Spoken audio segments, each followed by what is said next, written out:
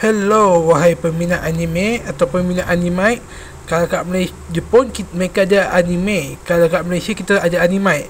Kat Indonesia saya tak tahulah apa. Jadi saya akan panggil ni anime juga, walaupun ini buatan orang Indonesia. Ya, episod ke-50 ke-50 saya dah tengok dah episod dia semuanya.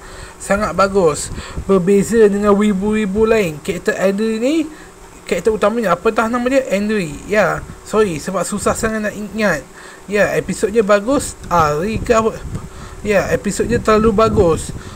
Tak kenapa saya rasa nama orang Indonesia pelik-pelik, macam orang India atau orang Jepun. Ya, itu saya tak tahulah. Itu katanya sebab agama mereka banyak. Jadi tak heranlah kalau ada nama yang macam India, ada agama yang nama macam Jepun, ada yang nama macam India. Itu biasa saja. Okey, sebabkan tu ada ikut nama dia. Okey, untuk ni nama channel YouTube-nya saya lupa nama dia apa. Kejap dukung channel ini dengan hanya menonton. Apa tahu nama channel? Semuanya, ayo dong dukung channel ini dengan hanya menonton cerita utama di official YouTube Andrikai. Oh, Andri. Ya, itu nama channel YouTube Andrikai. Ya, yang saya tertanya, kenapa Andrikai ni guna gambar bulan? Ya, bulan merah di waktu malam tak sesuai langsung dengan tema dia. Tema percintaan. Ya. Ya, jadi ya agak mengecewakan sebab saya agak lebih suka tema macam pahlawan pertarungan waktu malam daripada percintaan di waktu malam. Ya, di mana Ana sudah pun cek perempuan tu dah tahu perkara sebenar. Ya, berbeza dengan wibu yang tak minat cerita aksi, malah jatuh cinta dengan wibu. Ya, malah ni pergi lari, pergi berlatih kuat, kuruskan badan. Ya, kalau wibu-wibu ni stres makan-makan sampai gemuk je. Ni malah wibunya berlatih sampai lawan sampai kuat. Ya, mungkin sebab dia sedar kot, kalau dia makan banyak, orang akan pandang rendah pada dia. Jadi dia berlatih, yang berlatih sudah kuat kot. Okey, yang peliknya karakter wanita yang ungu tu kembali muncul dalam hidup dia. Yang dia pun marah lah.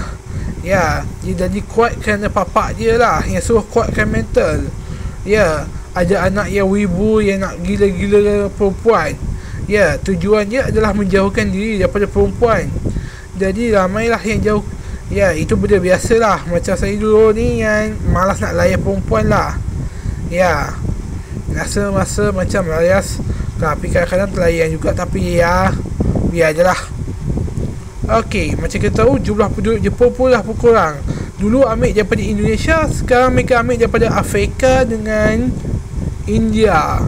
Ya, nampaknya budaya India dengan budaya Jepun akan tertukar-tukar.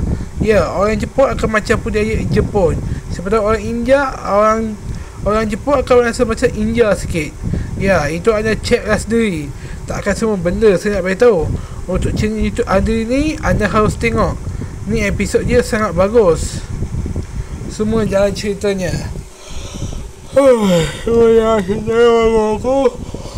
Jadi untuk ni anda harus tengok lah. Ceritanya bagus.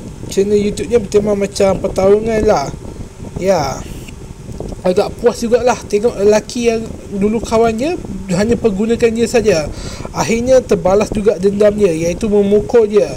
Memang patut pun dia kena pukul. Ya, okey. Untuk tu siapa yang pernah tengok ni, jangan lupa tekan butang subscribe, butang loceng. Ya, Andrisan ni ceritanya bagus-bagus.